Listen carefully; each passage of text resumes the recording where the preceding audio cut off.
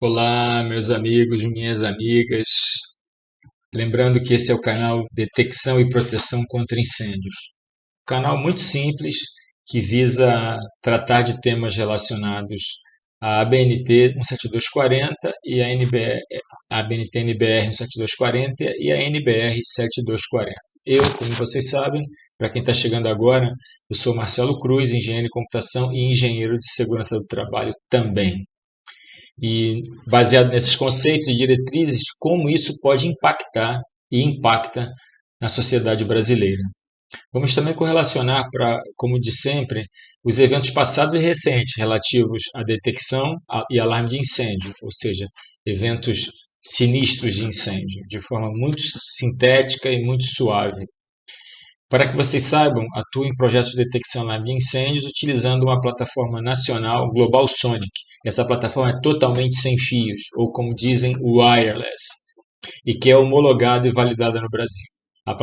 Essa plataforma sem fios atende plenamente às normas brasileiras antes citadas, além de ser certificada no Anatel, porque são sistemas via rádio, e também foi testada e validada nos laboratórios da Universidade Federal de Santa Catarina, do estado de Santa Catarina. Desta forma, sem mais o que falar e delongas, vamos para a conversa de hoje. O que nós vamos tratar hoje, meus queridos? Vamos tratar basicamente do item 6.4 da NBR 17240, sim, que fala sobre a metodologia para elaboração do projeto. Que projeto? Projeto de incêndio. Então ele diz aqui, o método para elaboração do projeto, em conformidade com os requisitos dessa seção, deve ser desenvolvido pelo responsável do projeto e aprovado pelo responsável pelo uso antes do início dos trabalhos. Importante saber. Desta forma, o método deve, conter as informações necessárias para orientar a elaboração do projeto do sistema de detecção e alarme de incêndio. Indicar as características específicas da edificação e assim considerando condições dos ambientes. Eles são fechados, são abertos, são altos, são baixos, tem rota de fuga, não tem, tem acesso fácil para entrar bombeiro ou entrar brigada para extinção do incêndio. Tipo de ocupação, é um estoque, é um escritório, é uma casa, é um clube? O que é isso? Qual a probabilidade de ignição de um incêndio? É alta, baixa? Quais são os riscos envolvidos? Quais são as classes de risco?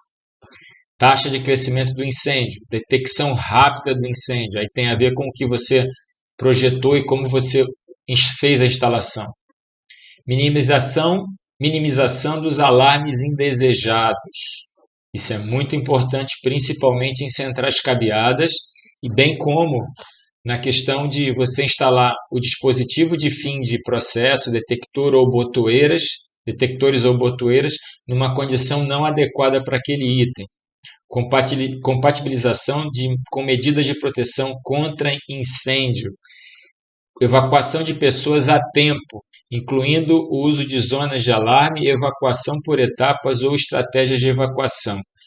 A frase fala por si, é só lembrar como a aviação trata a evacuação de um avião em caso de pouso de emergência. Definir o tipo de detector apropriado de acordo com as características de cada ambiente a ser protegido, considerando a sensibilidade e o tempo de resposta do sistema. É óbvio, né? Tipo, se você coloca um detector de temperatura para 160 graus e o teu princípio de incêndio acontece com 70, 80 ou 90 graus, até esse detector atuar, você já queimou tudo e matou pessoas, no mínimo. Definir o tipo de dispositivo de alarme de acordo com a característica de cada ambiente a ser protegido. Definir a integração com outras medidas de proteção contra incêndio, segurança e automação, ou seja, o teu sistema, uma vez sensibilizado, ele vai abrir porta, vai mandar o elevador por terra, vai ligar a bomba de água, vai fechar, vai ativar ou não o ar-condicionado do local, vai pressurizar uma escada, por exemplo, não sei, e ela já vai estar pressurizada, ou seja, quais as ações? As portas vão ser abertas automaticamente, vai abrir sprinkler, vai fazer o quê? Definir a integração com outras medidas de proteção contra incêndio, segurança e automação, como eu coloquei. Estabelecer critérios do desempenho do SDAI. Aí ele vem falando questões baseadas agora as centrais de incêndio cabeadas. Eu vou citar só 3 para que fique claro na mente de vocês. Delimitação das zonas de detecção e zonas de alarme. Limitações dos circuitos em relação à extensão máxima do circuito. Limitações dos circuitos em relação ao número máximo de equipamentos. Isso é muito característico para centrais cabeadas, porque como você tem um meio físico, que são cabos, a tua fonte tem que ter potência suficiente para energizar todo o circuito. Qual o comprimento máximo de cabos? Quando você tem uma central, como a que eu trabalho, que é uma central sem fios, o que você tem que ter preocupação é para cada roteador, qual o número máximo de componentes estarão associados àquele roteador sem fio. Ou seja, cada contexto é muito característico, esse específico vale para centrais cabeadas. Mas, a grosso modo, não muda muito. Se você tem um limite máximo para um braço para um ramo de circuito, no cabeado é assim e no sem fio também o será. Você tem um limite de componentes por roteadores até para que haja uma redundância adequada. Sim. Com isso, quais as funções opcionais disponíveis na central de alarme de incêndio especificadas nas normas pertinentes ao equipamento e aceitas pelos regulamentos nacionais? Definição dos atrasos de saída, caso a central seja sensibilizada, quanto tempo ela vai levar para ativar algum componente de campo. Definir a lógica de atuação, isso é comum a tanto a anterior quanto essa que eu estou colocando agora para qualquer tipo de central com fio ou sem fio. Definir o tipo de sistema de detecção, especificar os equipamentos a serem utilizados e seus respectivos fabricantes e, por fim, indicar os parâmetros específicos que devem ser observados nas etapas de instalação, comissionamento, operação e manutenção da central de detecção e alarme de incêndio. Ou seja, aqui já é a premissa. Se você for desenvolver ou acompanhar ou fiscalizar um sistema de detecção de incêndio, isso é o mínimo que ele deve ter sido pensado na fase de projeto, de planejamento. Assim, eu vou tecer a consideração em respeito a um incêndio que aconteceu na central de distribuição de alimentos, tá?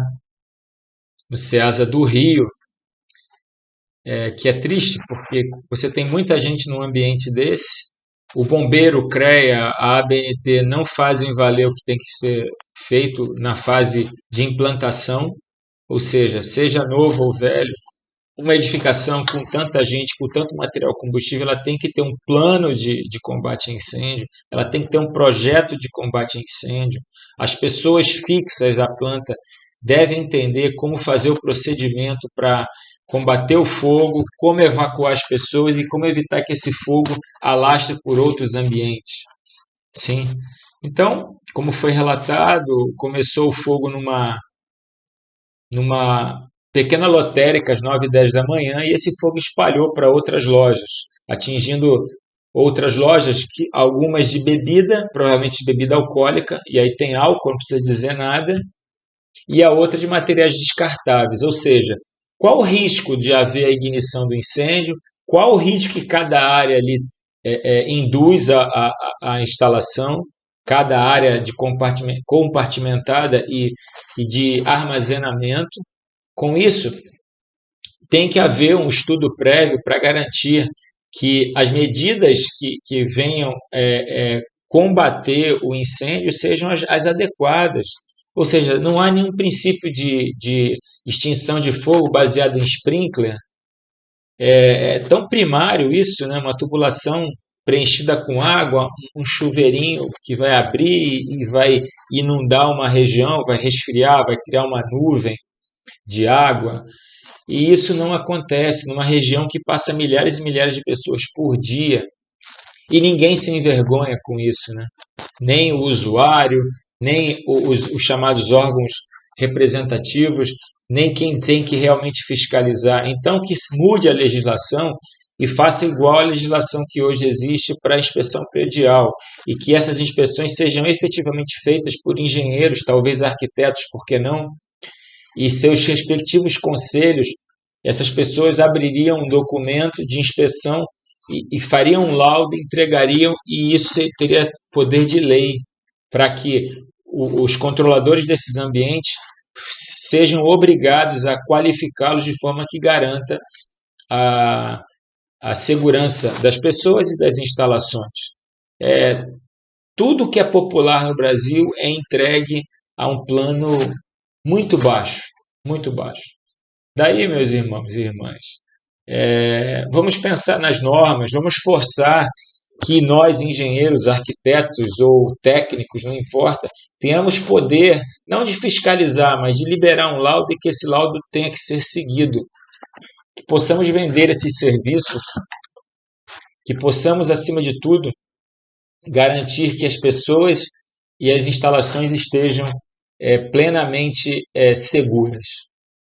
Usando esse caso, esse evento que aconteceu no Ceasa, no Rio, isso acontece direto em vários locais, sejam em apartamentos, sejam em indústrias, de pequeno ou de qualquer porte, grande porte. Sim, eu vou ficando por aqui, tá? Agradecendo mais uma vez aí a audiência, quem pôde assistir, mande suas críticas, mande suas observações e vamos fomentar e aumentar o quesito segurança e proteção contra incêndio, porque a vida só tem uma, instalação há várias, ok? Tchau, tchau, nos vemos em breve. Obrigado, tchau, tchau.